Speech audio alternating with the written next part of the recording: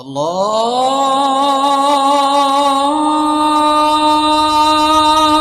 আকবার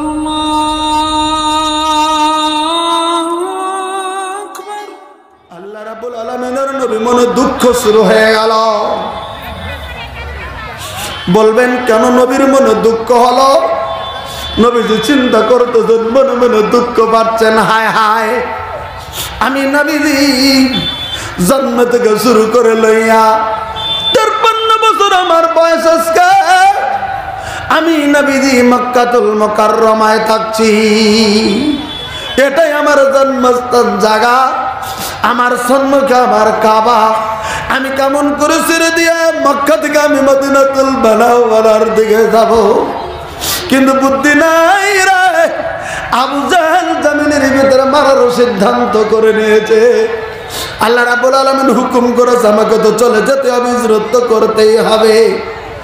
আল্লাহ রাব্বুল আলামিনের নবী সকালবেলা শুধু ভাবলেন নবীজি জমিনের ভিতরে জোহরের নামাজ পড়ার পরে আমার বিশ্বের নবীজি জোহরের নামাজের পরে আল্লাহ রাব্বুল আলামিনের নবী নিজের মাথাটা একবার চাদর তো যেমন ঢেকে দিয়েছেন আল্লাহ রাব্বুল আলামিনের নবী। কিতাবের ভিতরে লেখেন কতদিন কোনদিন ওই নবী চাদর দিয়ে মাথাটা ঢেকে দেয়নি। ওদিন কিন্তু আমাদের বিশ্বের নবী একটা ওড়না দিয়ে মাথাটা একবারে ঢেকে দিয়েছেন। ঢেকে দিয়ে টুক টুক টুক টুক টুক টুক টুক টুক করে হযরতে আবু বকরের বাড়ির দিকে আল্লাহ রাব্বুল আলামিনের নবী আলহামদুলিল্লাহ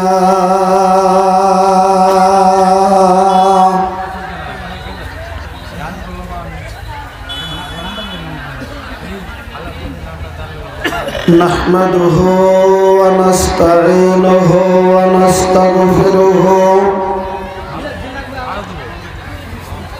ونعوذ بالله من شرور أنفسنا ومن سيئات أعمالنا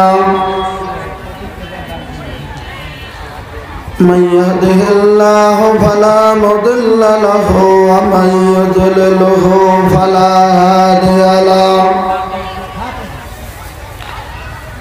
وأشهد أن لا إله إلا الله وحده لا شريك له وأشهد أن محمدا عبده ورسوله أما بعد فإن خير الحديث كتاب الله وخير الهدي هدي محمد صلى الله عليه وسلم وشر الأمور محدثاتها وكل محدثة بدعة وكل بدعة ضلالة وكل ضلالة في النار. فقد قال الله تعالى في كلامه المجيد والفرقان الحميد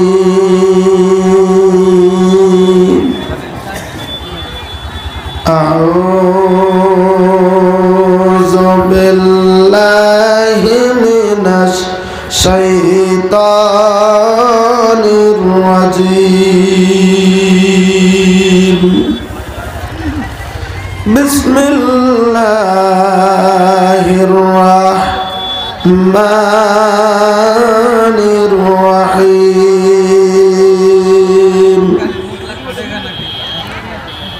إن الله وملائكته يصلون على النبي يا أيها الذين آمنوا صلوا عليه وسلموا تسليما. وقال الله تعالى أعوذ بالله من الشيطان الرجيم النبي أولى بالمؤمنين من أنفسهم وقال الله تعالى أعوذ بالله من الشيطان الرجيم الذين آمنوا به وعزروه ونصروه واتبعوا النور الذي أنزل معه أولئك هم المفلحون. وقال النبي صلى الله عليه وسلم لا تمس النار مسلما من رآني أو كما قال عليه الصلاة والسلام.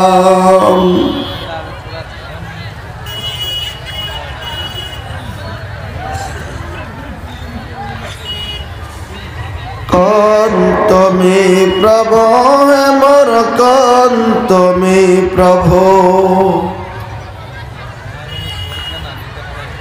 कौन तुम्ही प्रभो है मोर कौन तुम्ही प्रभो कते तुम्ही থাকিলা কে দেখানে দিলা কোন দিন দেখা পাম তোমাকে ও প্রভু হে কোন দিন দেখা পাম তোমা कौन তুমি প্রভু হে মোর কौन তুমি প্রভু কত তুমি থাকিলা কে দেখানে দিলা কোন দিন দেখা পাম তোমাকে ও প্রভু হে কোন দিন দেখা পাম তোমা आदम को बनाई तुम्ही हरगत राखिला हवा को बनाई तुम्ही लगत होइला किया सृष्टि करिला धराते पाठाला किया सृष्टि करिला धराते पाठाला के कुदरत खेला जे के लीला ओ प्रभु है के कुदरत खेला जे के लीला कौन तुम्ही प्रभु है मोर कौन तुम्ही प्रभु कते तुम्ही থাকিলা किया देखाने दिला কোন দিন দেখা পাম তোমাকে ও প্রভু হে কোন দিন দেখা পাম তোমার উপস্থিত আজকের এই পবিত্র দিনে আয়োজিত অনুষ্ঠানের সুনামধন্য সভাপতি সাহেব বিশিষ্ট উলামায়ে কেরাম এই অঞ্চল থেকে আসা সম্মানিত মুরব্বিয়ানে আযম সম্মুখে বসে থাকা দিনের সৈনিকের মতো যুবক ভাইরা পর্দার আড়ালে থাকা দিনের দরদিনী মা ও বোনেরা অবশ্যই আল্লাহ রাব্বুল আলামিনের প্রতি হাজারো হাজারো তারিফ ও প্রশংসা যে মহান আল্লাহ তাআলা মেহেরবানি করে আজকে আমাদের বিভিন্ন মায়ের সন্তানকে এই দিনই আয়োজিত অনুষ্ঠানে এই সন্ধিক্ষণে বসে থেকে দিনের আলোচনা সুন্দরভাবে শোনার জন্যে তৌফিক দিয়েছেন ওই মহান আল্লাহ রাব্বুল আলামিনের প্রতি হাজার হাজার তারিফ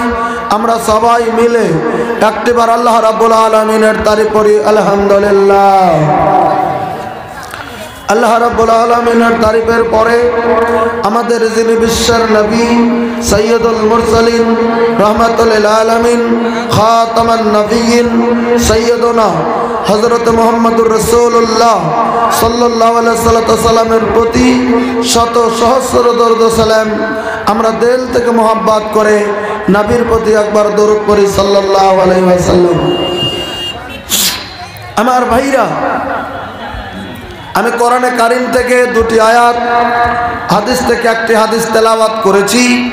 তার সারমর্ম দিকে এসেই আমি আমার বক্তব্য ইখতিতাম করার চেষ্টা করব। আমা তৌফিকি ইল্লা বিল্লাহ।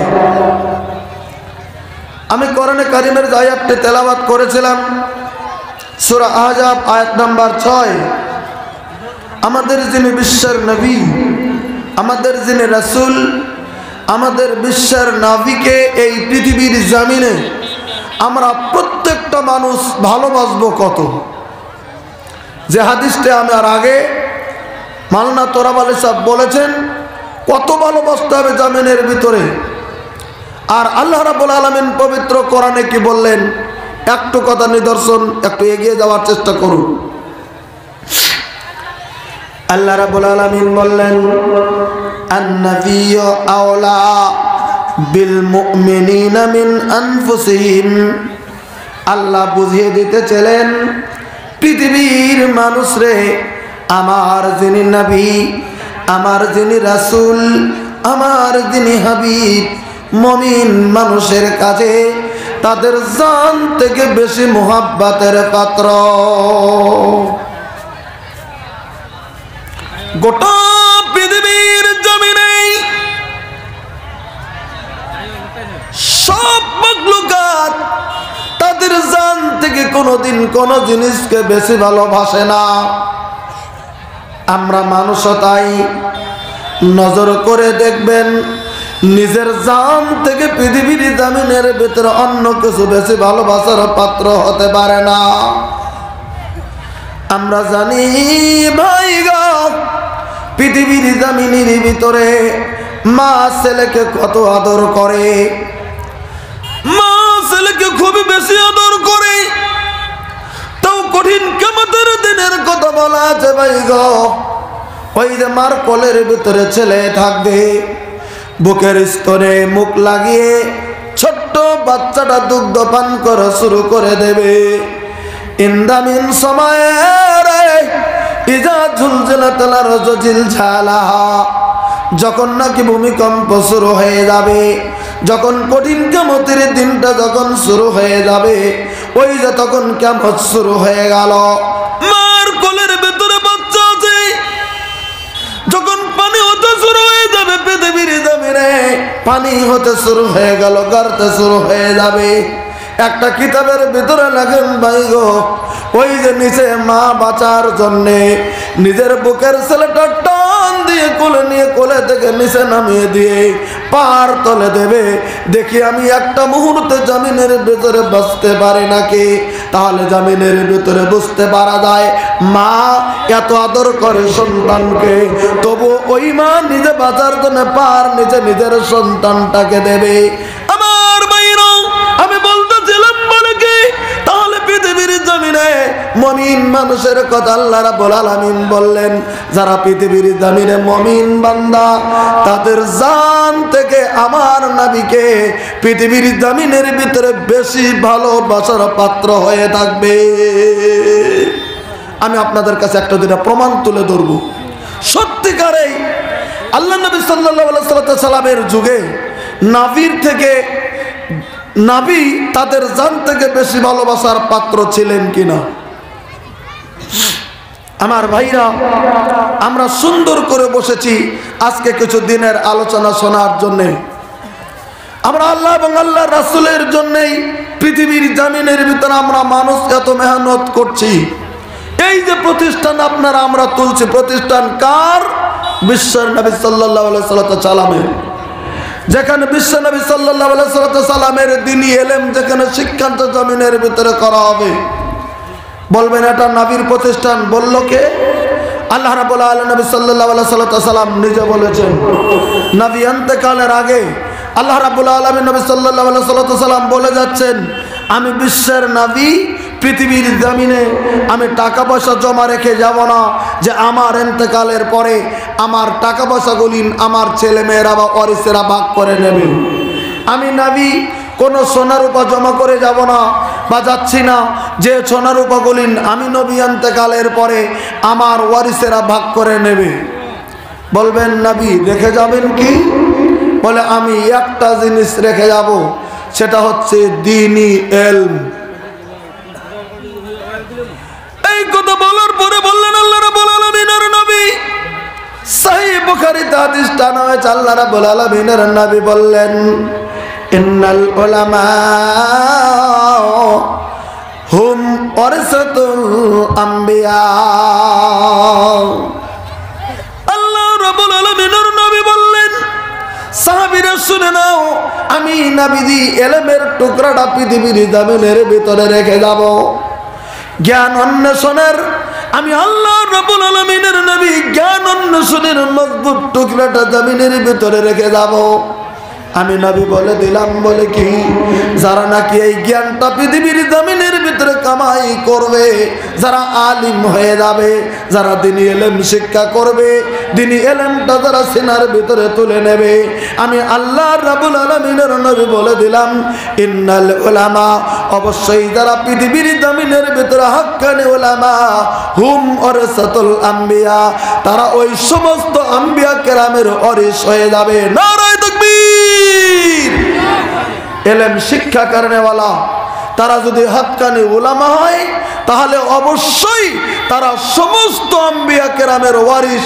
তারা আমাদের যিনি বিশ্ব নবী, ইনিও তো নবীর মধ্যে একজন, এনারও ওয়ারিস হচ্ছে সেই যে এই পৃথিবীর জমিনে একজন হাক্কানি উলামা। ওজন আল্লাহ রাব্বুল আলামিনের নবী সাল্লাল্লাহু আলাইহি সাল্লাম এদিকে উলামা হতে বলেছেন জমিনে। এবার আল্লাহ নবী সাল্লাল্লাহু আলাইহি সাল্লামকে আমি বলছিলাম ভালোবাসতে হবে কত। এবার নবীকে যদি ভালোবাসেন, নবী তো পৃথিবীতে নাই, নবী তো মদিনাতুল মুনাওয়ারাতে শুয়ে আছেন। আপনি যদি একজনকে ভালোবাসেন, তার ছেলেকে যদি ভালোবাসেন, তার মেয়েকে যদি ভালোবাসেন, তাহলে বাবাই বুঝে নেবে আমার ছেলে মেয়েকে ভালোবাসা মানে আমার সঙ্গে বন্ধুত্ব। এবার নবী তো নাই, নবী তো মদিনাতুল মুনাওয়ারাতে।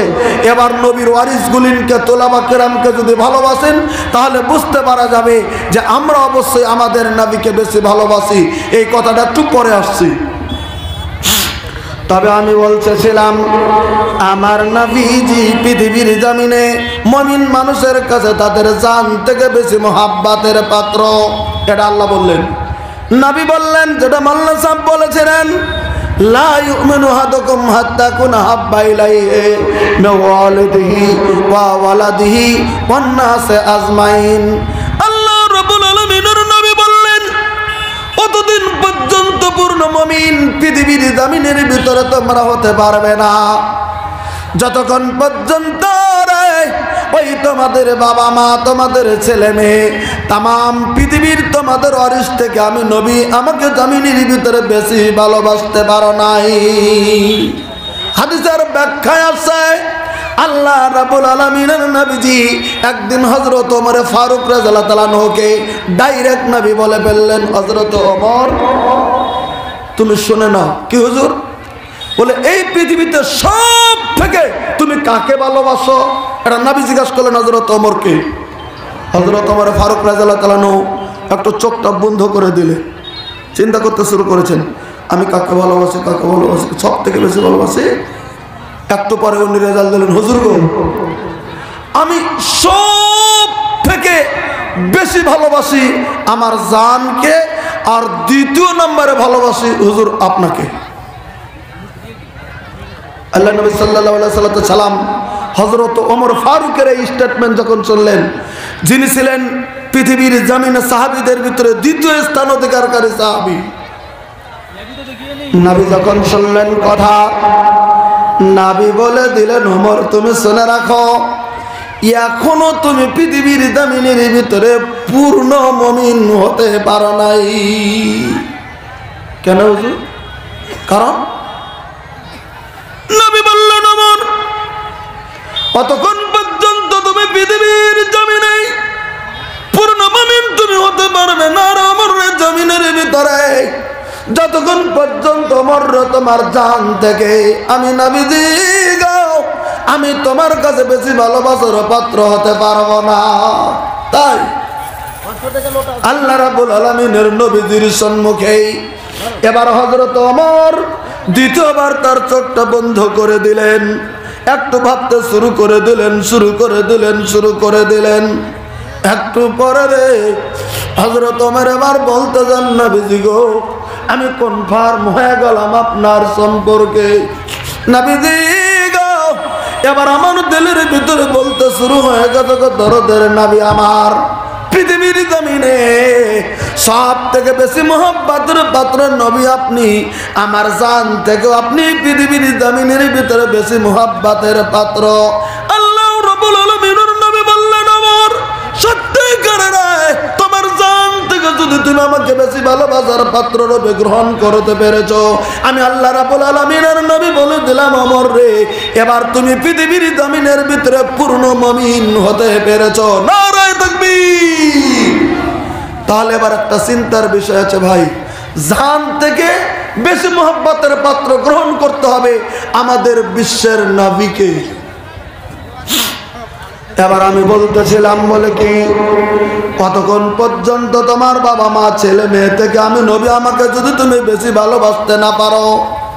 এবার আজকের বৈঠকে যারা আসছেন নিজের বুকে হাত দেন তো, একটু খালি বুকে একটাবার হাত দেন।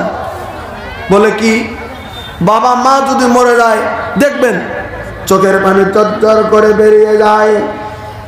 এমন কোন বাবা আছে যে চোখের সম্মুখে তার সন্তান যদি পৃথিবীর জমিন থেকে মরে যায় চোখের পানি বের হবে না, এমন কোন বাবা জমিনের ভিতরে নাই। দেখবেন যদি চোখের সম্মুখে ছেলে যদি বেমার হয়ে গেছে, যদি ছেলের আত্মাটা বেরিয়ে যায় গো, মার চোখের পানি বাবার চোখের পানি গল গল গল গল করে জমিনের ভিতরে বেরিয়ে যায়। নবী বুঝে দিতে চাইছেন, সাহাবীরা শোনো, তোমার বাবা মরে গেল পৃথিবীর জমিনে গো, তোমার চোখের পানি যদি পৃথিবীর জমিনে যদি বেরিয়ে যায়, তোমার ছেলে মরে গেল পৃথিবীর জমিনে, তুমি বাবা তোমার চোখের পানি যদি বেরিয়ে যায় পৃথিবীর জমিনে তোমার ছেলের মোহাব্বত গো, কিন্তু আমি নবীজি আমার সুন্নাত আমি বিশ্ব নবী আমার কোন দিনের যদি জমিনের ভিতরে যদি নোকসান হয়ে যায়, তোমার যদি চোখের পানি যদি বের না হয়ে তোমার অনুশোচনা পর্যন্ত যদি না হয়, তাহলে তুমি জেনে রাখো পৃথিবীর জমিনের ভিতরে তুমি পূর্ণ মুমিন পৃথিবীর জমিনে তুমি হতে পারো নাই। একটু কথা গ্যারান্টি দেব, আল্লাহ রাব্বুল আলামিনের নবী বলেন, মান হুব্বা সুন্নতি ফাকাদ হুব্বানি। পৃথিবীর জমিনে আমি নবী আমার সুন্নতকে যে মুহাব্বত করে ওই লোকটাই পৃথিবীর জমিনে যেন আমাকে মুহাব্বত করেছে। ভাই গাছকে যদি একটু তদন্ত করে দেয় পৃথিবীর জমিনের ভিতরে নবীকে মুহাব্বত করবেন কে কে, হাতটা তুলে দেন। 100 জনের ভিতরে 99 জন হাতটা উঠিয়ে দেবেন, আমি নবীকে মুহাব্বত করি, নবীকে মুহাব্বত করব। কিন্তু ভাই গো নবীর সুন্নতের মুহাব্বত কয়জন করবেন? যদি বলা যায় আজকে থেকে আর জীবনে নিজের থতার ভিতরে যেন বেলেটটা না লাগান, এই ফতোয়াটা যদি দেওয়া যায়, যারা ইচ্ছাকৃতভাবে দাড়ি ছেটে দেয় তারা জামিনের ভিতরে হচ্ছে ফাসিক, ইচ্ছাকৃতভাবে তারা দাড়ি খাটো করে দেয় জামিনের ভিতরে তারা ফাসিক। কারণ টুপিও সুন্নত দাড়িও সুন্নত, তবে টুপি আর দাড়ি সুন্নত এক নয়। কারণ দাড়ি রাখা কোন উলামা কেরাম আমি জামিনের ভিতরে ওয়াজিব বলে ঘোষণা করে দিয়েছেন। কারণ আল্লাহ রাব্বুল আলামিনের নবী বলেন, হে সাহাবা কেরাম শুনে রাখো, আমি আল্লাহর নবী তোমাদেরকে হুকুম দিয়ে দিলাম তোমরা পৃথিবীর জমিনের ভিতরে দাড়ি বেরি বাড়াবে আর মোষকে জমিনের ভিতরে খাটো করে দেবে। আজকে 100টা মুসলমান যদি তদন্ত করে দেয় পারিবারি একদম সামান্য কয়জনের বুড়ার শুধু দাড়ির সুন্নতটা আছে, আর ওই যে 40 বছর পর্যন্ত যদি তদন্ত করা যায় 100টা 40 বছরের নিচের যুবকদেরকে তদন্ত করলে 100-র ভিতরে দেখবেন 20 জন দাড়ি বের হবে আর 80 জন দাড়ি ছাড়া জমিনের ভিতরে বেরিয়ে যাবে। অথচ নবীর সুন্নতের দাবিদার পৃথিবীর জমিনে তারা দাবি করে বসে আছে। না, একটা মসলা মনে করবেন, দাড়ি কাটাটা ভীষণ অন্যায়, একদম অন্যায়, চরম সীমা অন্যায়। কথাটা খেয়াল রাখবেন, সুন্নতের ভিতরে কঠিন সুন্নত হচ্ছে জামিনের দাড়ি রাখাটা, কিন্তু আমরা তো রাখবো না, রাখলে তো ঝামেলা। কারণ আমার যদি 30 বছর বয়স হয়, আমি যদি দাড়িটা লম্বা করি, রাস্তা দিয়ে যদি যাই, তাহলে তো যুবতী মেয়েরা আমাকে চাচা বলে ডাকবে, আমার সম্মানটা নষ্ট হয়ে যাবে। এটাই 1 নাম্বার কারণ। তারপরে জুবরা জবরা লাগবে, হ্যান্ডবাম লাগবে। কারণ 2 নাম্বার এটা নয় যে দাড়ি রাখলে আমাকে মানুষে মারবে। কই, সেই এখানে এসেছিলাম মনে হয় 16-17 বছর আগে, তখনই তো দাড়ি এরকম ছিল, এখনো যাচ্ছে। কই, ট্রেন থেকে তো কোনদিন কেউ মেরে পিঠে ফেলে দিল না। আজকেও তো সবসময় এসি ডাব্বাতে আপনার কাছে, কই কোনোদিন তো ট্রেন থেকে ধাক্কা দেবে, তুই দাঁড়িয়ে আলো, তুই এখান থেকে নেমে যা, কই একবার তো বের করে দিল না। কি হলোটা কি? তাহলে আমরা যদি জামিনের ভিতরে চলে, আপনারা সরকারি চাকরি করেন, আমরা সরকারি চাকরি করি, কই সরকার তো আইন করেনি যে দাঁড়িয়ে রাখছো। শুধু একটা ডিপার্টমেন্টে মুসলিমের জন্য দাঁড়িয়ে রাখা বৈধ নয়, সেটা হচ্ছে ফৌজি ডিপার্টমেন্টে। আপনি যদি ফৌজি ডিপার্টমেন্টে চাকরি করেন, এটা যদি ভারত সরকার আইন করেছে আপনার আমার জন্য, এটা তো বাধ্যবাধকতা। তখন আপনার জন্য আইন প্রযোজ্য হলে আল্লাহর কাছে জবাব দিতে পারবেন, আল্লাহ ডিপার্টমেন্টে চাকরি করেছিলাম ফৌজি, সরকারে দাঁড়িয়ে রাখতে দেয়নি, সেটা আমার কানুন। কিন্তু ইচ্ছাকৃতভাবে মাস্টারের চাকরি করেন, তারপর অন্যান্য চাকরি করেন, ডাক্তারি করেন, ইঞ্জিনিয়ার, অবশ্যই থেকে শুরু করে সব করেন, দাড়ি রাখতে তো কোনো কোম্পানি নিষেধ করেনি, বরঞ্চ নিজের খুশখুশি অনুযায়ী আমরা জামিনের ভিতরে দাড়ি রাখছি না, এটাই জামিনের ভিতরে সমীচীন।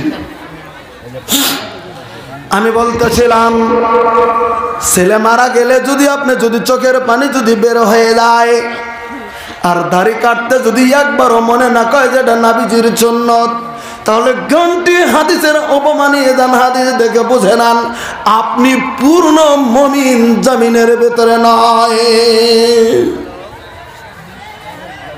আমার ভাইরা, আল্লাহ রাব্বুল আলামিনের নবীকে সম্মান দিতে জানি নাই, নবীর সুন্নতের আমল জমিনের ভিতরে করতে জানি নাই।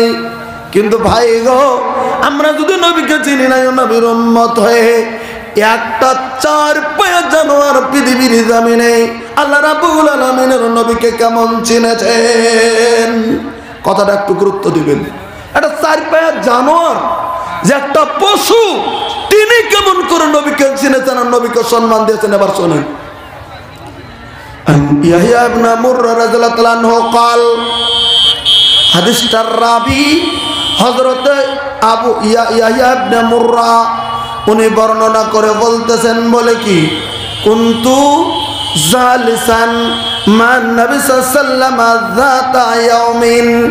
উনি বলতেছেন, একটি দিনে আমি ইয়াহইয়া ইবনে মুররা আল্লাহ রাব্বুল আলামিনের নবীজির সঙ্গে বসে আছি। এখন যেমন সকালবেলা একটু একটু একটু একটু ঠান্ডা হয়, আমরা যখন পূর্ব দিকে যখন সূর্য উদিত হয়ে যায় সকালবেলা, খুবই যখন ঠান্ডা পড়ে যায়, ঠান্ডা বেলা বাড়ি থেকে বেরিয়ে বাইরে যদি রোদ্রি আসে, একটু বেরিয়ে যাই রদ তাপানের জন্যে, চুন করে যখন রদ্র উঠে আসবে, শরীরের রদ্রিটা রাখবে, আমার জমিনে ভালো লাগবে, তাই সুন্দর করে জমিনের রদ্রিটা সকালবেলা তাপাচ্ছি। আল্লাহ রাব্বুল আলামিনের নবীর সাহাবী বর্ণনা করতেছেন, আমি একদিন ইয়াহইয়া ইবনে মুররা, আমি বিশ্ব নবীর সঙ্গে সকালবেলা হয়তো আমি রয়েছি, বসে রয়েছি। নবী বসে আছেন, সাহাবীটাও বসে আছেন।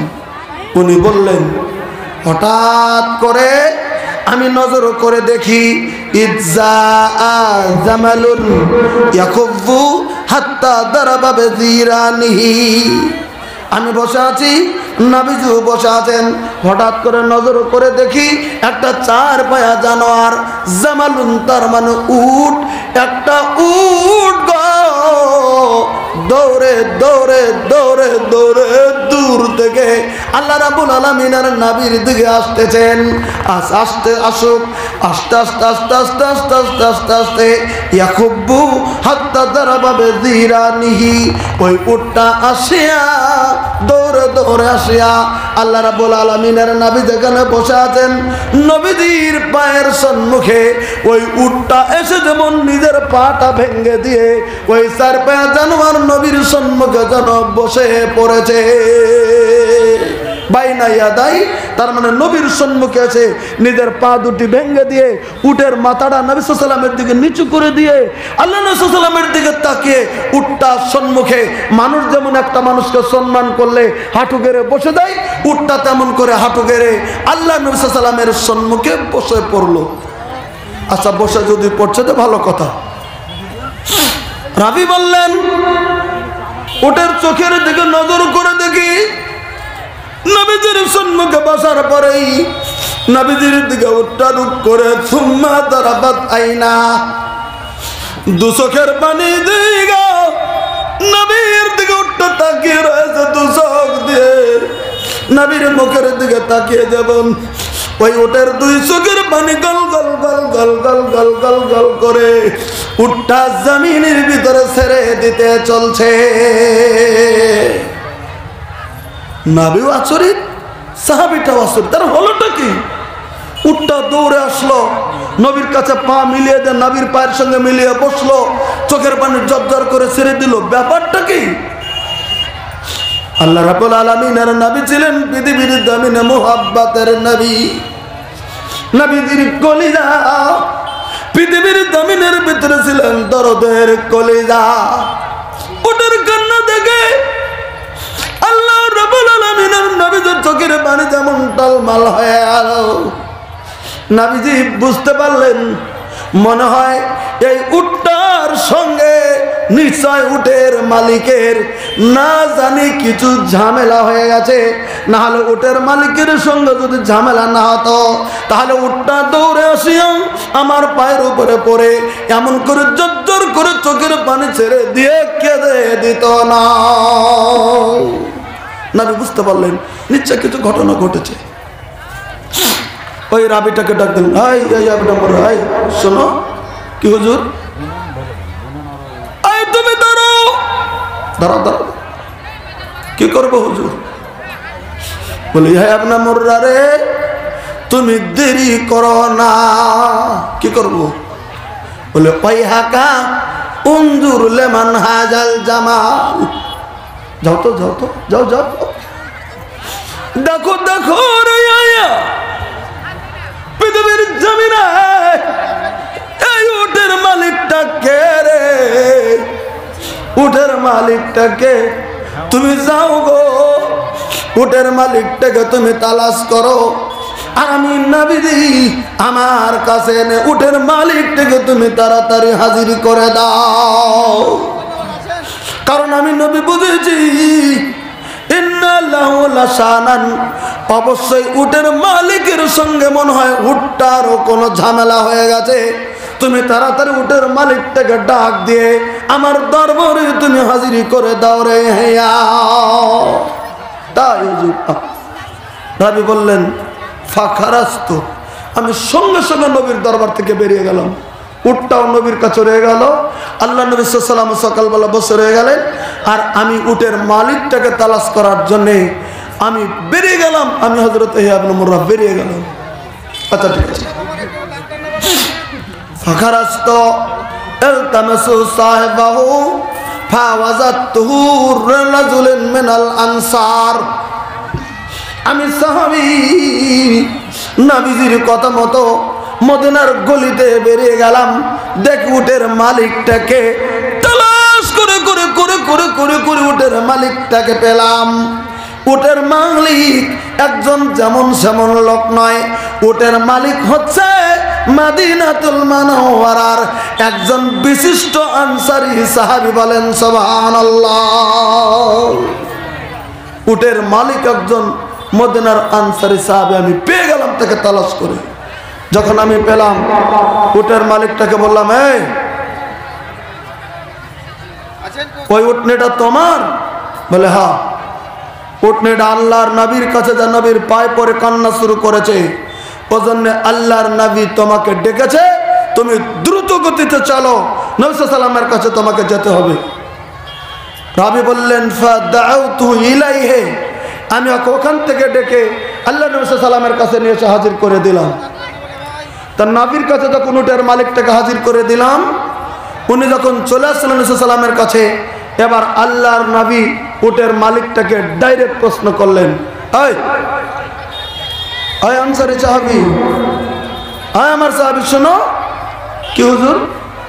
বললেন মা শানু জামালিকা হাযা, এই যে এই উটটার সঙ্গে তোমার কি হয়েছে? উট এরকম করছে কেন?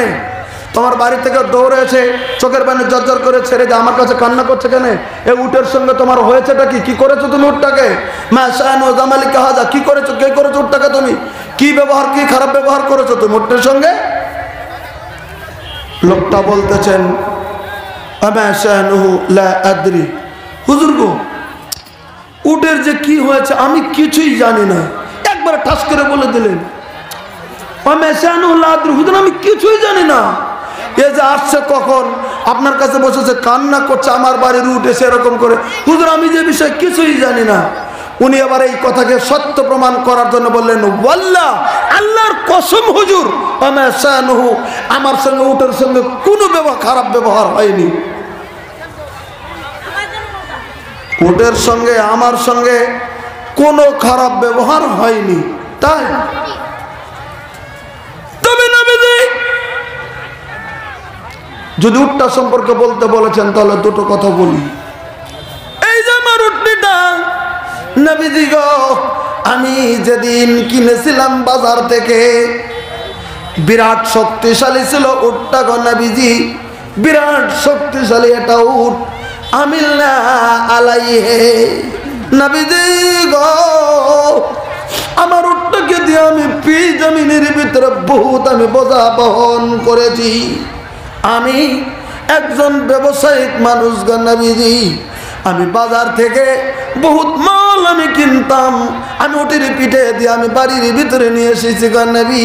আবার আমি বাজার যখন করতে যেতাম, বড় বড় বড় বড় বোঝাগুলি উটের পিঠে দিয়ে আমি বাজারে নিয়ে গেছি নবীজি গো। কোনদিন আমার উটনিটা আমার উপরে কোনদিন বাজারে একটা বারো শুয়ে পড়ে নাই নবী গো। আমিল না আলাইহে, আমি খুবই উটটাকে মেহনত করে আমি বোঝাটা নিয়েছি নবী। দ্বিতীয় নম্বরে বললেন অনাজানা আলাইহে নবীজি গো, আমি আমার উটনিটাকে দিয়ে আমি বিরাট বড় পানি টেনেছি গো নবী। আমি একজন কৃষক নবী, আমি ক্ষেতের কামও করি, আমাকে খেতে পানি, এখন সে দমকল মিসিং হয়ে গেছে, তখন তো ছিল না। তখন মোষের গাড়ি উট দিয়ে উটের পিঠে পানির ট্যাঙ্কি টেনে নেওয়া হতো।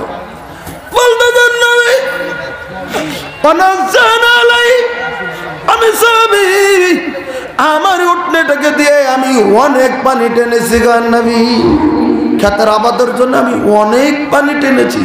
তাই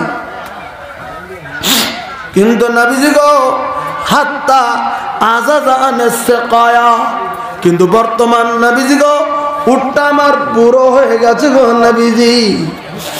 আমি যদি বোঝা দিয়ে দিই, যেতে পারেন একটু বেশি হয়ে গেলেই জমিনের ভিতরে শুয়ে পড়ে যায়। পানির ট্যাঙ্কে যদি তুলে দেই গো নবীজি, পানির ট্যাঙ্কে তুলে দিলেও টানতে পারে না, জমিনের ভিতরে শুয়ে পড়ে যায় গো নবী। নবীজি গো ওই জন্য গত রাত্রি আমার কাছারি ঘরে, আমার বাংলা ঘরে আমরা একটা বৈঠক বসেছিলাম আমার ভাই বেরাদার নেই ফাতেমার নাল বারিহা। গত রাত্রিতে আমরা একটা বৈঠক বসেছিলাম গো নবীজি। কি করেছিল বৈঠক? হ্যাঁ বৈঠক বসেছিলাম, আমার ওয়ারিসদেরকে নিয়ে, আমার ভাই বেরাদারকে নিয়ে ওয়ারিসদেরকে বৈঠক বসেছে। বৈঠক বসে তুমি কি করেছ হুজুর গো?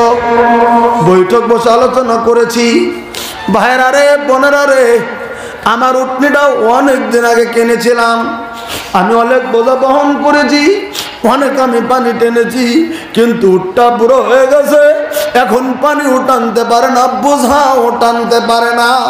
আমার শুধু রাখালি খরচ যাচ্ছে, গুড়া যাচ্ছে, ঘাট যাচ্ছে, শুধু এমনি উটটার পিছনে জমিনে আমার খরচ হচ্ছে। ভাইরা রে একটা বুদ্ধি কর, 2-4 দিনের মধ্যে এই উটটাকে করবো কান্নান হারাহো, উটটাকে আমরা জবাই করবো, নহর করবো, অনুকাসসিম আলহামাহু, আর উটের মাংসটা আমরা সবাই মিলে ভাগ করে নেব। এই পরামর্শটা হুজুর গত রাত্রিতে আমার বাংলা ঘরে করেছি। কথাটা বুঝতে পারলেন? এটা উটের মালিকটা বললো, হুজুর গো এতটুকু করেছি, উটটা ছিল উটের ঘরে, আমরা ছিলাম আমার ঘরে, আমরা মাশওয়ারাটা আমাদের এই ঘরে করেছি, তার সারা উটের সঙ্গে খাওয়া দাওয়া নষ্ট করে দেই নাই, খাওয়া দাওয়া বন্ধ করে নাই, উটটাকে মারিনি, কিছুই করিনি। আল্লাহর নবী বুঝতে পারলেন তাহলে ঘটনাটা কি হয়েছে। নবী বুঝে দিলেন, সাহাবীরে তোমার এই উটনিটা, যে উটনিটাকে তুমি জবাই করতে চেয়েছো, তোর কলেজার ভিতরে তোমার মোহাম্মত রয়ে গেছে রে সাহাবী, উটনিটা চাই না। তুমি যখন মাশওয়ারাটা করেছিলে, তোমার কণ্ঠস্বরের আওয়াজগুলি পৃথিবীর জমিনের ভিতরে উটটার কানের ভিতরে চলে গিয়েছে, উটনিটা শুনে নিয়েছে তোমরা উটটাকে জবাই করবে। উটনিটা চাই না জমিনের ভিতরে জবাই হওয়ার জন্যে, উটনিটা চাইছে আরো কিছুদিন জমিনের ভিতরে বসবাস করবে, অথচ তুমি জবাই করতে চেয়েছো। বুদ্ধি না পাইয়া রে আমি নবী আমার কাছে বিচার নিয়ে হাজির হয়ে গেছে। নারায়ে তাকবীর। এটা চার পায়ে জানোয়ার নবীকে সম্মান করে নবীর কাছে গেছে, আমার পৃথিবীতে বুদ্ধি নাই, আমার মালিক তো বুদ্ধি করেছে জবাই করবে 2-3 দিনের মধ্যে, আমি এখন বিচারটা কার কাছে দেব? কেউ তো আমার কথা বুঝবে না, একটাই লোক বুঝবে, তিনি হচ্ছেন আমাদের বিশ্বের নবী হযরত মুহাম্মদ রাসূলুল্লাহ সাল্লাল্লাহু আলাইহি সাল্লাম। তাই যে ঘরের ভিতরে বেঁধে রেখেছিল, খুব জোর করে টানাটানি করে রশিটা ছিঁড়ে দৌড়ে দৌড়ে নবীর পায়ের মধ্যে যা কাঁদতে শুরু করে দিয়েছেন। নবী ছিলেন দয়ার সাগর। নবী উটনির মালিকটাকে বললেন, এই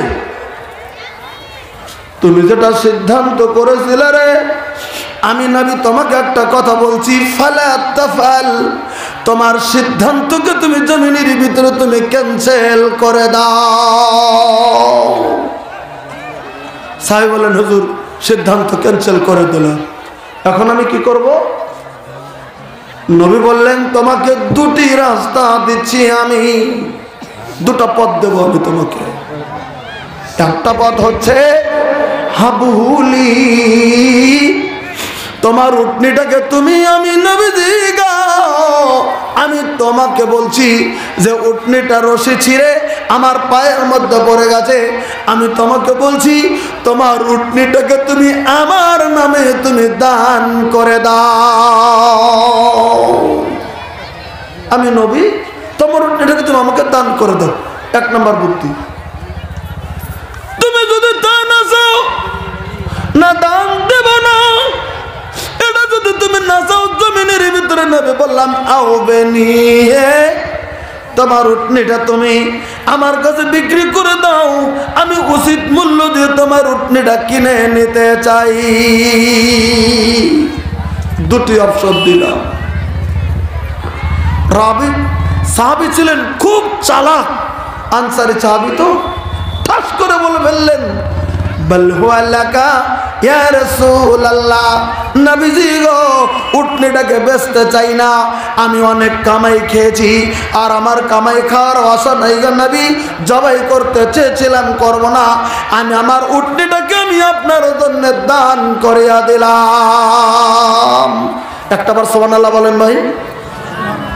আমার উটনিটাকে আমি দান করে দিলাম। তাহলে নবীকে যদি দান করে দেওয়া হলো, তাহলে এবার নবী জবাই করে খাবে, তাই তো না? আল্লাহ রাব্বুল আলামিনের নবী যখন উটনিটা পেয়ে গেলেন, আল্লাহ রাব্বুল আলামিনের নবী উটনিটার গলায় একটা ঘাটি বেঁধে দিলেন। জাকাতের মালগুলি নেমড়ে ছেড়ে দেওয়া হতো নবী সাল্লাল্লাহু আলাইহি ওয়াসাল্লামের জামানায়। জাকাতের মাল বলি বাইতুল মালের যেটা ঘাটি, ওই ঘাটিটা উটনিটার গলার ভিতরে বেঁধে দেওয়া হলো। এবার গলায় বেঁধে দিয়ে উটনিটাকে ছেড়ে দেওয়া হলো। এবার উটনিটা নিজের ফুর্তিতে অন্য অন্য জানোয়ারের সঙ্গে জমিনে থাকতে শুরু করে দিলেন। আমি ঘটনাটা এটার জন্য বলছিলাম, এটা সহিহ হাদিস, আমার বাড়ি এজন্য কাহিনীটা বললাম।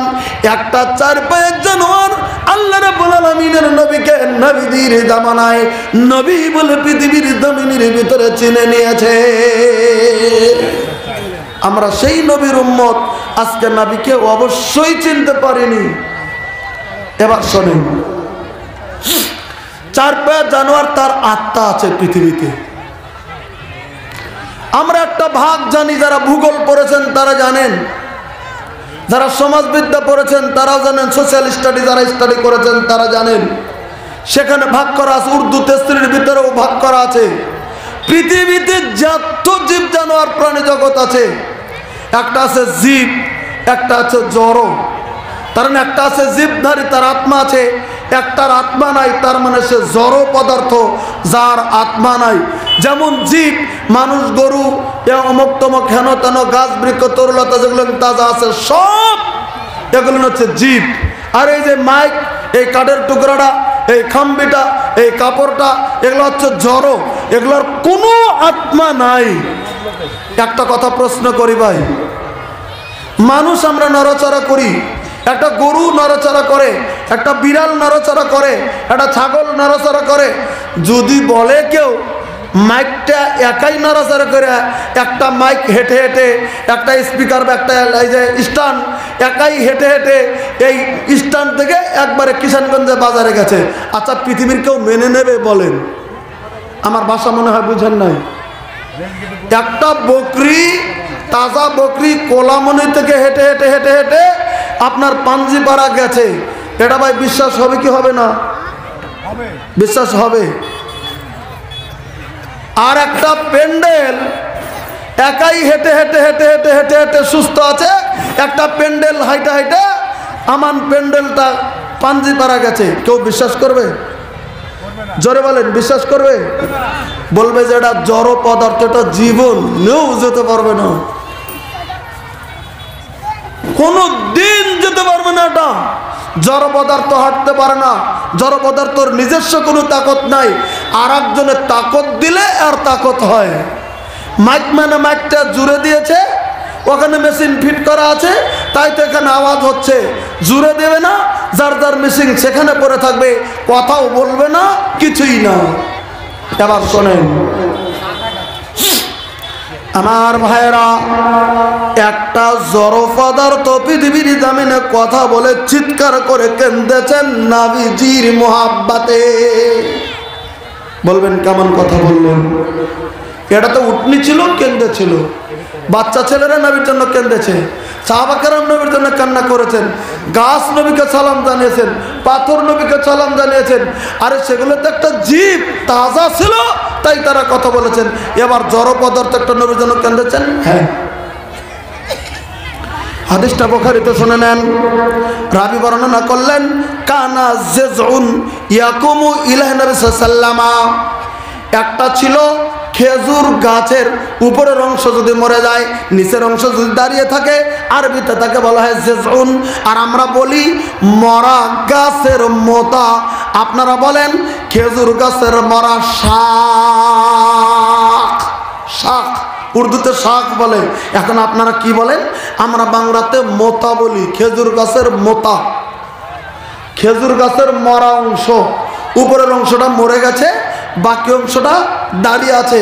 খেজুর গাছের ঠাড়ি, বাঁশের ঠাড়ি, খেজুর গাছের ঠাড়ি, খেজুর গাছের মরা অংশ, আপনারা এখন যা বলেন বলেন গা, আমি জানি না। এবার আমি বললাম একটা খেজুর গাছের মরা অংশ, ভাববেন ছিল কোথায়? খেজুর গাছের মরা অংশ। আল্লাহ রাব্বুল আলামিনের নবী যখন মক্কা থেকে হিজরত করে যখন মদিনাতুল মুনাওয়ারাতে চলে গেলেন, মদিনায় যাওয়ার পরে মদিনায় মসজিদে নববী যখন নবী বানালেন, মদিনার মসজিদে নববী প্রথম যখন বানালেন, ইট দিয়ে বানানো হয়নি, কাঠ দিয়ে বানানো হয়নি, পাথর দিয়ে বানানো হয়নি। প্রশ্ন যদি করেন কি দিয়ে বানিয়েছিল, আল্লাহ রাব্বুল আলামিনের নবী খেজুর গাছের মরা অংশটা যে দাঁড়িয়ে থাকে ওগুলি কেটে নিয়ে খাম্বি বানানো হয়েছিল।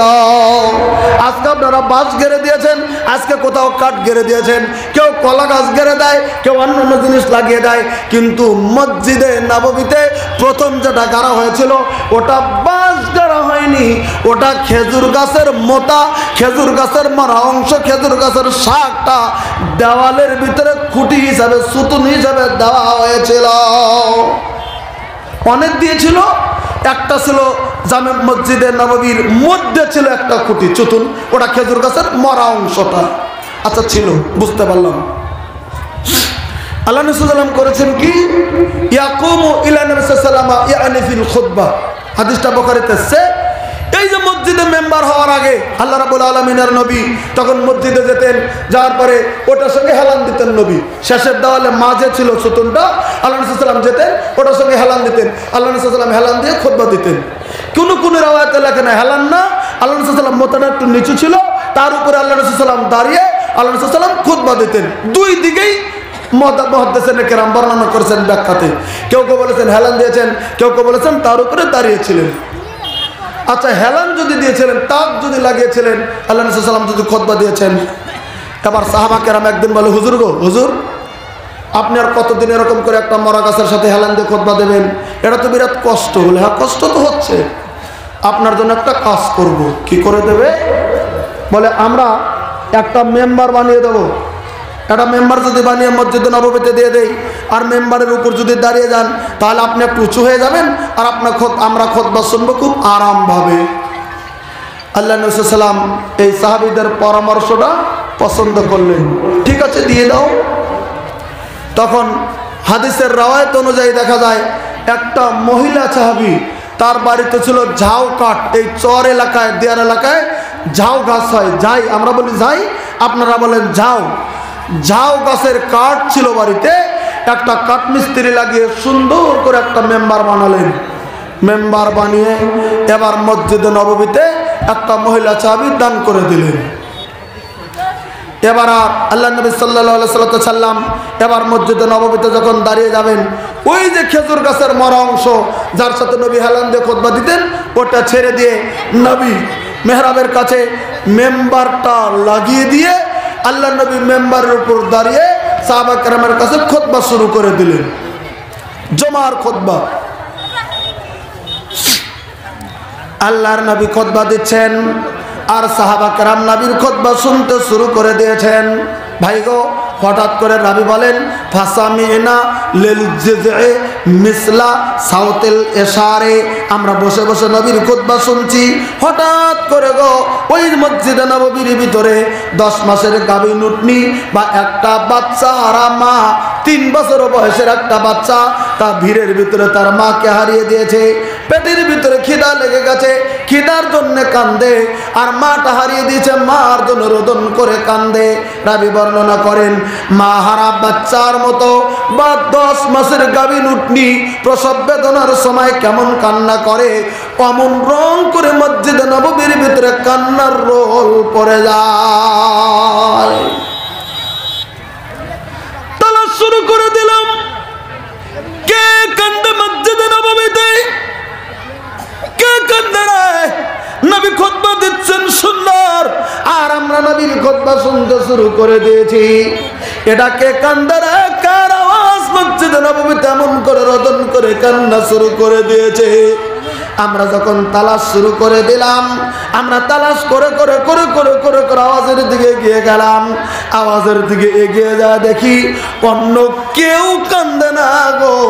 যে মরা খেজুর গাছের মরা শাক, যেটা সুতুন বানানো হয়েছিল নবীজির মসজিদে নববীর, ওই মরা খেজুর গাছের শাকের মধ্যে থেকে গো 10 মাসের গাভীর উটনির প্রসব বেদনার সময়ের মতো চিৎকার করে ওই গাছের টুকরো, মরা কাঠের টুকরো মধ্যে থেকে কান্নার আওয়াজটা বের হতে চলছে।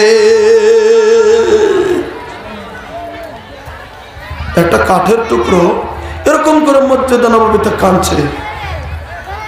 একটা রাওয়ায়াতে একটু বেশি লিখেছেন ব্যাখ্যাতে, আর বুখারীর ডাইরেক্ট ইবারাতে এটা বেশি লেখা হয়নি, তবে একটা ব্যাখ্যাতে একটু বেশি লিখেছেন। সাহাবা কেরাম গেলেন, নজর করে দেখেন কাঠের টুকরোটা চারচার করে ফেটে যাচ্ছে, আর ওই ফাটা কাঠের মধ্যে থেকে top top top top top top করে পানি মসজিদে নববীতে ঝরছে। মারা একটা কাঠের টুকরোর মধ্যে থেকে পানির ফোঁটা যদি জমিনের ভেতরে ধরছে, ভাই গো, আমার বিশ্ব নবী মেম্বারের মধ্যে দাঁড়িয়ে আর এদিকে কাঠের টুকরাটা এমন করে চিৎকার করে কান্না শুরু করে দিয়েছে। আল্লাহ রাব্বুল আলামিনের নবী তখন মেম্বার থেকে নামলেন। নামার পরে ওই কাঠের মেম্বার, ওই যে ওই সুতুনের কাছে গিয়ে গেলেন নবী। বুখারীর ইবারত এসেছে, ফা ওয়াজা আয়াদাহু, আল্লাহ রাব্বুল আলামিনের নবী ওই যে তার দুটি হস্ত নিয়ে গেলেন, ওই খেজুর গাছের মরা কাঠের অংশের উপরে আল্লাহর নবী হাত দোকানে রেখে দিলেন আর বললেন, ওরে খেজুর গাছের মতারে আমরা যেমন বাচ্চাকে সোহাগ করি, আল্লাহ রাব্বুল আলামিনের নবী সোহাগ করে বললেন, ওরে খেজুর গাছের মরা অংশরে এমন করে তুই কান্দিস কেন জমিনের ভিতরে? আল্লাহ রাব্বুল আলামিনের নবীর সঙ্গে সেদিন কাঠের মরা টুকরোর কথোপকথন হয়েছিল। মরা কাঠের টুকরোটা আল্লাহ রাব্বুল আলামিনের নবীকে বলে দিয়েছিলেন, নবীজি গো, মক্কা থেকে হিজরত করে আপনি মদিনাতুল মুনাওয়ারাতে চলে এসেছেন গো নবী। মদিনার অনেক সাহাবীরা আপনাকে অনেক জিনিস দিয়েছে, কিন্তু আমি মরা একটা কাঠের টুকরো, আমি আপনাকে কিছুই সহায় করতে পারি নাই গো নবী। আমি আপনার মসজিদ নববীর শাসির দেওয়ালের একটা চতুন হয়ে আছি, আপনি আপনার দেহ মোবারকটা আমার সঙ্গে লাগিয়ে লাগিয়ে লাগিয়ে লাগিয়ে খুতবা দিলেন গো নবী। আমার কলিজাটা পৃথিবীর জমিনের ভিতরে ঠান্ডা হয়ে গেছে। আমার বিশ্বের নবীজি আমার সঙ্গে তার শরীরটা লাগিয়ে জমিনের ভিতরে খুতবা দেয়, কিন্তু নবীজি গো, আজকে মসজিদে মেম্বার হয়ে গেছে, আপনি মেম্বারে দাঁড়িয়ে গেছেন, আমি বুঝে নিয়েছি গো নবীজি আর জীবনে আপনি আমার সঙ্গে হেলান কোনোদিন দিবেন না। নবীজি গো, আমার মনের দুঃখ, আমি যতদিন আপনার মসজিদে থাকতাম আমার সঙ্গে যদি আপনি হেলান দিয়ে নামাজ পড়তেন গো নবী, খুতবা যদি দিতেন, আমার কত সৌভাগ্য ছিল। আপনি আমাকে ছেড়ে দিয়ে চল গো নবী, আপনার মহব্বত আমি ধরে রাখতে পারিনি নবী গো, তাই আমি আমার কাঠের টুকরা হলো আপনার মহব্বতে আমি মসজিদে নববীতে আপনার সঙ্গে আমি চিৎকার করে কান্না শুরু করে দিয়েছি। একবার সুবহানাল্লাহ কোন। একটা মরা কাঠের টুকরা, এটা কল হাদিসটা বুখারীর, নবীর জন্য চিৎকার করে কান্না করেছিল মসজিদে নববীতে। নবী সোহাগ করলেন। নবী যখন সোহাগ করলেন, ফালাম মাযায়াদু আলাইহি ফাসাকান, বারবার করে সোহাগ করে দেন নবীজি, তখন জমিনের ভিতরে উঠে কাঠের টুকরাটা সুস্থ হয়ে গেছে। আমার বলার উদ্দেশ্য হচ্ছে, মরা কাঠের টুকরো নবীজির জন্য এমন করে যদি পৃথিবীর জমিনের ভিতরে যদি কান্না করতে পারে নবীর মুহাব্বতে, ভাই গো, আজকে নবীর মুহাব্বত আমাদের কলিজার ভিতরে কি আছে জমিনের ভিতরে? না না না না, তদন্ত করে যদি দেখা যায় নবীর মুহাব্বত আমাদের জমিনের ভিতরে আমাদের কলিজায় খুবই অল্প সংখ্যক রয়েছে। কিন্তু না গো আমার ভাইরা, নবীর সম্মান, নবীর ইজ্জত, নবীর মুহাব্বত, নবীর যুগের সাহাবা কেরাম কত জমিনের ভিতরে তারা প্রমাণ করে দেখিয়ে দিয়েছেন। একটা ছোট্ট ওয়াকিয়া বলছি আমার ভাইরা, আল্লাহ রাব্বুল আলামিনের নবী মক্কা থেকে হিজরত করে মদিনাতুল মুনাওয়ারাতে চলে গিয়েছিলেন। ভাই গো, নবী যখন মক্কা থেকে হিজরত করে মদিনাতুল মুনাওয়ারাতে চলে গেছেন, আমরা জানি যাকে হিজরত বলা হয়।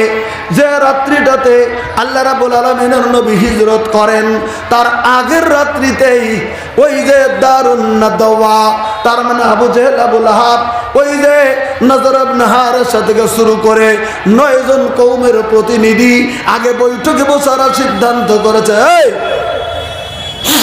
মুহাম্মাদের বাহিনী তো খুব বাড়তে শুরু করেছে, এক তো থামাতে পারছে না কোনো মতেই। একটা বুদ্ধি কর, আমি আবু জেহেল বলছি, আগামী রাত্রিতে মুহাম্মাদের কামরাটা ঘেরাও করে আমরা অস্ত্র শস্ত্র দিয়ে সজ্জিত হয়ে পৃথিবীর মুহাম্মদ যখন বের হয়ে যাবে ওকে শেষ করে দেব। আর ভেজালটা নাই, ভেজালটা শেষ, মানুষকে আর অত পাঠিয়ে দিয়ে লাভ নাই। আমরা নিজেরা 9টা কওমের নেতা মিলে মুহাম্মদকে মারবো, কাহারই জানি দোষ না হয়। এটা আলোচনা পাশ করে সাইন করার মতো প্রতিজ্ঞাবদ্ধ হয়ে গেল। আগামীকাল রাত্রিতে মুহাম্মদকে খতম করে দেব আমরা। সকাল হয়ে গেল, আল্লাহ রাব্বুল আলামিন জিবরিলকে পাঠিয়ে দিলেন। আল্লাহ তাআলা পাঠিয়ে দিয়ে বলতেছেন, নবী গো, আপনার সময় এসে গেছে মক্কা থেকে হিজরত করে মদিনায় যাওয়া।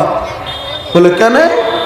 বলে দারুন নাদওয়া সিদ্ধান্ত করেছে আগামী রাত্রিতে আপনাকে টুকরো টুকরো করে দেবে। তাই আপনি এবার আগামী রাত্রিতেই আপনি মক্কা থেকে হিজরত করে মদিনার দিকে চলে যান। সহিহ রাওয়ায়াত আছে আল্লাহ রাব্বুল আলামিনের নবী মনে দুঃখ শুরু হয়ে গেল। বলবেন কেন নবীর মনে দুঃখ হলো? নবীজি চিন্তা করতেছেন, মনে মনে দুঃখ পাচ্ছেন। হায় হায়, আমি নবীজি জন্ম থেকে শুরু করে লইয়া 53 বছর আমার বয়স আজকে, আমি নবীজি মক্কাতুল মুকাররমায় থাকছি। এটাই আমার জন্মস্থান জায়গা, আমার সম্মুখে আমার কাবা। আমি কেমন করে ছেড়ে দিয়ে মক্কা থেকে আমি মদিনাতুল মুনাওয়ারার দিকে যাব? কিন্তু বুদ্ধি নাই রে। আবু জাহেল জমিনের ভিতরে মারার সিদ্ধান্ত করে নিয়েছে। আল্লাহ রাব্বুল আলামিন হুকুম করেছে আমাকে তো চলে যেতে হবে, হিজরত করতেই হবে। আল্লাহ রাব্বুল আলামিনের নবী সকালবেলা শুধু ভাবলেন, নবীজি জমিনের ভিতরে জোহরের নামাজ পড়ার পরে, আমার বিশ্বের নবীজি জোহরের নামাজের পরে আল্লাহ রাব্বুল আলামিনের নবী নিজের মাথাটা একবার চাদর তো যেমন ঢেকে দিয়েছেন আল্লাহ রাব্বুল আলামিনের নবী। কিতাবের ভিতরে লেখেন কতদিন কোনদিন ওই নবী চাদর দিয়ে মাথাটা ঢেকে দেয়নি। ওদিন কিন্তু আমাদের বিশ্বের নবী একটা ওড়না দিয়ে মাথাটা একবারে ঢেকে দিয়েছেন। ঢেকে দিয়ে টুক টুক টুক টুক টুক টুক টুক টুক করে হযরতে আবু বকরের বাড়ির দিকে আল্লাহ রাব্বুল আলামিনের নবী ছুটছেন। আবু বকরের বাড়ির দিকে হযরত আয়েশা সিদ্দিকা রাদিয়াল্লাহু আনহা নিজের রাবি বর্ণনা করে বলেন, আল্লাহর নবী আসার আগেই একটা যুবক এসে ডাক দিয়ে খবর দিল, আবু বকর, আগে আল্লাহর নবীর সাহাবী আবু বকর সাহেব আছেন বাড়িতে? আজকে আপনাদের বাড়িতে আল্লাহর নবী মাথা ঢেকে আজকে আল্লাহ নবী সাল্লাল্লাহু আলাইহি ওয়াসাল্লাম ঢুকছেন।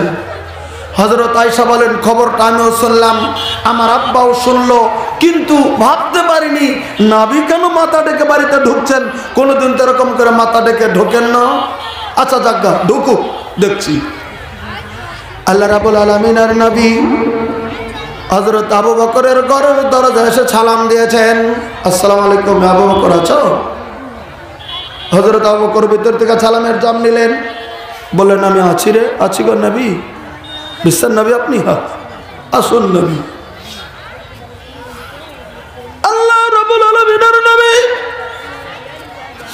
অন্যান্য দিন সালাম দিয়ে হযরত আবু বকরের বাড়ির ভিতরে নবী প্রবেশ করে যান। ওদিন নবী গেটের ভিতরে দাঁড়িয়ে গেছেন, কিতাবটা খুললে পাবেন। গেটের ভিতরে দাঁড়িয়ে আবু বকরকে নবী বললেন, আবু বকর, তোমার বাড়িতে কি বাইরে কোনো লোক আছে রে আবু বকর? যদি থাকে সরিয়ে দাও, এটা সরান, এই দুটো বাচ্চা কখনো বসে দেন।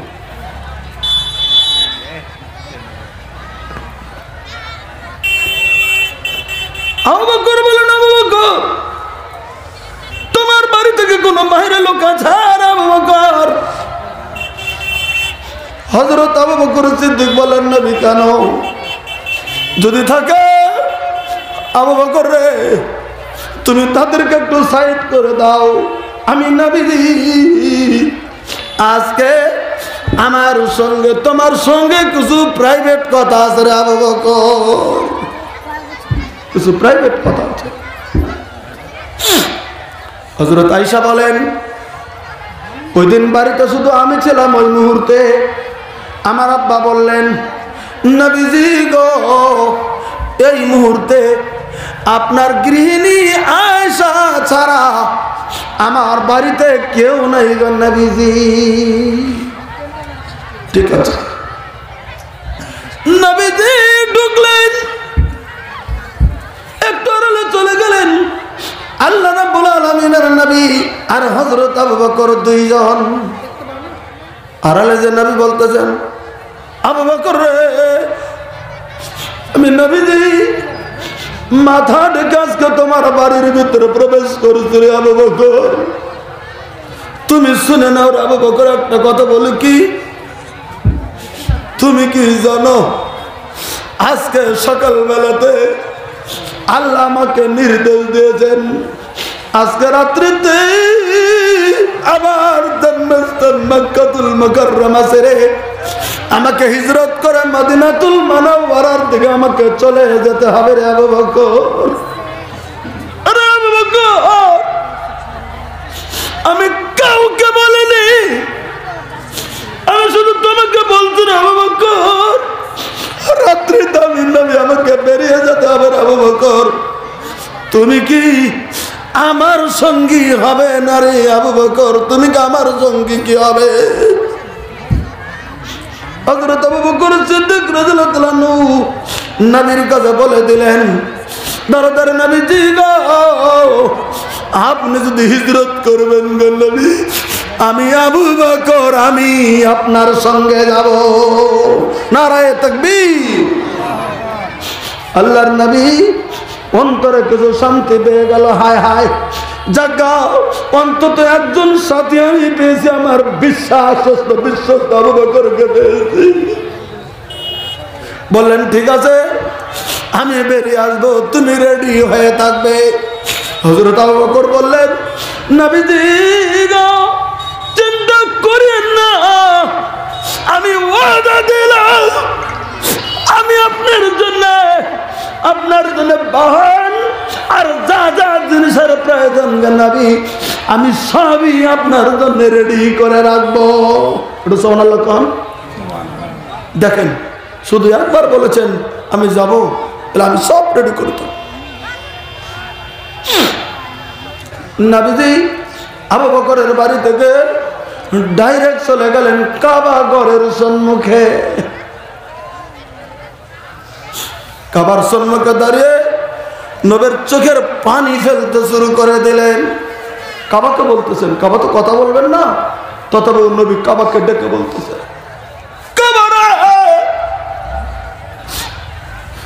আমি আখেরি নবী,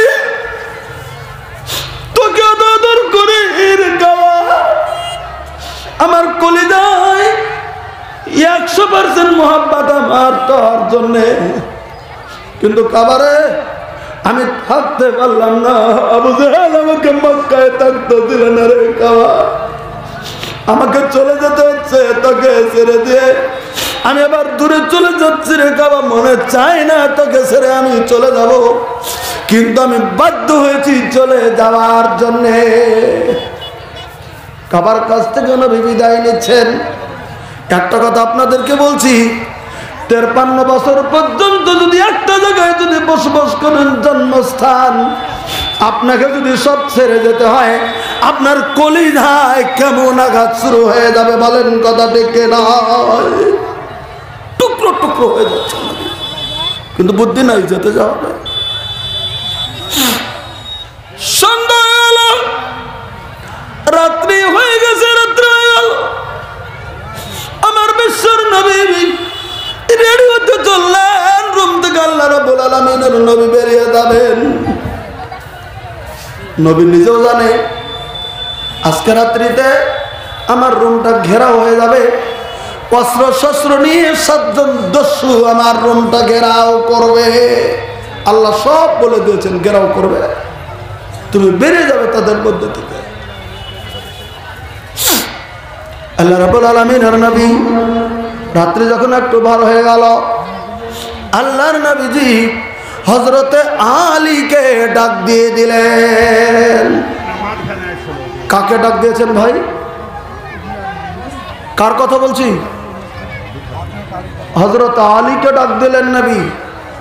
হযরত আলীকে ডাক দিলেন। আলীকে ডাক দিয়ে বলেন, আলী তুমি একটা কাজ করো। সঙ্গে সঙ্গে হযরত আলী বললেন, হুজুর গো, কি কাজ করার কথা বলেন আপনি? বলে, একটু পরে আমি নবীজি আমার রুম থেকে বেরিয়ে যাব আলী, আমি হিজরত করে মক্কা থেকে আমি মদিনাতুল মুনাওয়ারার দিকে চলে যাব। আলী রে, আমার ঘরটা 9 জন দস্যু আবু আবুল আহাব, ওই নজর ইবনে হারেসার মতো লোকেরা আমার ঘরটা ঘেরাও করবে অস্ত্র শস্ত্র লইয়া। হযরত আলী রে, তুমি চলে যাও আমার বিছানায়। আমার বিছানায় যে সবুজ চাদর গায়ে দিয়ে আমি প্রত্যেক দিন ঘুমিয়ে যাই, ওই সবুজ রঙের চাদরটা আমি রেখে যাব না আলী, তুমি আমার বিছানার ভিতরে শুয়ে পড়ো। ওই সবুজ রঙের চাদর গায়ে দিয়ে তুমি মাথাটা ঢেকে তুমি শুয়ে যাও আলী। আমি তোমাকে বলছি আমার বিছানার ভিতরে তুমি শুয়ে যাও, আমি নবীজি রুম থেকে বেরিয়ে যাব। এবার পরীক্ষা করেন জান থেকে নবীকে বেশি ভালোবাসছে কিনা। এবার আমাদের মতো লোক হলে বলে দিত আপনি যে চলে যাবেন আমাকে রেখে, পরে যে ঘেরাও করবে আপনাকে বলে দিত আমাকে মেরে দেয় হুজুর কি করব। হযরত আলী এমন প্রশ্ন না করে এখন 5 মিনিট আমার ভাইরা, হযরত আলী প্রশ্ন না করে বললেন নবীজি গো, আপনি যদি অর্ডার করে দেন আমি হযরত আলী আপনার বিছানায় আপনার চাদর গায়ে দিয়ে শুয়ে পড়লাম। সুবহানাল্লাহ বলবেন না? জানের গ্যারান্টি আছে, কারণ হযরত আলী জানেন নবী অর্ডার করেছেন আমি নবীর বিছানায় শুয়ে পড়লাম। আমি যদি মরে যাই গো তো নবীর নামে আমি জমিন থেকে শহীদ। একটু দিতে নাই শুয়ে পড়লেন নবীর বিছানায়। ভাই গো, একটু পরে নবী সাল্লাল্লাহু আলাইহি ওয়াসাল্লাম হযরত আলীকে একটা লিস্ট দিয়ে দিলেন। আলী রে, আমি ছিলাম জমিনের ভিতরে আল আমিন, আমি নেককার নবী। আমার কাছে গরিব দুঃখী কাঙ্গালের কাছে আমানতের মালগুলি আছে, তুমি জমা করে নাও আলী, তুমি জমা করে রেখে দাও। আমি নবী চলে গেলে কালকে ওরা যখন চলে আসবে ওদের মালগুলি তুমি নামে নামে নামে নামে তুমি ডিস্ট্রিবিউশন করে দিও রে আলী। আলীর কাছে জমা দিয়ে আল্লাহ রাব্বুল আলামিনের নবী এবার ওই রুম থেকে ওই দেখলেন রাত্রি 12 হয়ে গেছে, বেঈমানেরা ঘেরাও করেছে। আল্লাহ রাব্বুল আলামিনের নবী এক মুষ্টি বালু হাতে নিলেন, নেওয়ার পরে পড়েছিলেন ওয়াজালনা মিন বাইনা আইদিন সাদ্দাও ওয়া মিন কালবিন সাদ্দান ফাকশানাহুম ফাহুম লা ইবসিরুন। পরে আল্লাহ রাব্বুল আলামিনের নবী ওই বালুকার মধ্যে ফুঁক দিয়ে ওই বালুকাটা ছিটিয়ে দিয়ে আল্লাহ রাব্বুল আলামিনের নবী 9 জন দস্যুর মোকাবেলাতে বিশ্বের নবী তাদের চোখের সম্মুখ দিয়ে বেরিয়ে যায়। নারে তাকবীর! আল্লাহ যদি বাঁচায় কেউ পৃথিবীতে মারতে পারবে না, কথাটা মনে মুখস্থ রাখবেন। আল্লাহ যদি বাঁচিয়ে দেয়, পৃথিবীর শক্তি যদি একদিকে হয় আর আপনি ইমানদার যদি একদিকে হন, আল্লাহ আপনাকে বাঁচিয়ে দেবেন। নারে তাকবীর! তারপরে যদি আপনি মরে যান, ইমান মজবুত রেখে মরে গেলেন, তাহলে আপনি পৃথিবীর জমিনের ভিতরে থেকে শহীদে মরে গেলেন। নারে তাকবীর! ওজন্য আমাদের জন্য একটা জিনিস ভালো আছে, একটা হচ্ছে আমরা যদি বেঁচে থাকি তো আমরা গাজী, আর যদি আমরা জমিন থেকে মরে যাই তাহলে আমরা শহীদ। এটা হচ্ছে আমাদের জন্য পৃথিবীর জমিনের ভিতরে আমাদের এটাই হচ্ছে সব থেকে বড় জিনিস। আমার ভাইরা, আল্লাহ রাব্বুল আলামিন বেরিয়ে গেলেন মদিনাতুল মুনাওয়ারাতে। মদিনাতুল মুনাওয়ারাতে আল্লাহ নবী সাল্লাল্লাহু আলাইহি ওয়াসাল্লাম ওখান থেকে চলে গেলেন বেরিয়ে। লম্বা ইতিহাস, আমি শুধু একটা কথা বলার জন্য বলছি। আল্লাহ রাসূল সাল্লাল্লাহু আলাইহি ওয়াসাল্লাম মদিনায় যাওয়ার পরে নবী বললেন মসজিদে নববী বানাবো। এই সাহাবা কেরাম একটু জমির প্রয়োজন। সাহাবা কেরাম জমি বললেন হুজুর কি বানাবেন? মসজিদ বানাবো। জমি নেবেন? নেব। একজন ফিল্টার থেকে বলছেন কত জমি লাগে হুজুর আমার কাছে নিয়ে নেন। আরেকজন সাইড থেকে বলছেন না হুজুর ইনি যে জমি দিতে চাইছেন তার থেকে আমার জমি আরো বহুত ভালো, আপনি আমার জমি নিয়ে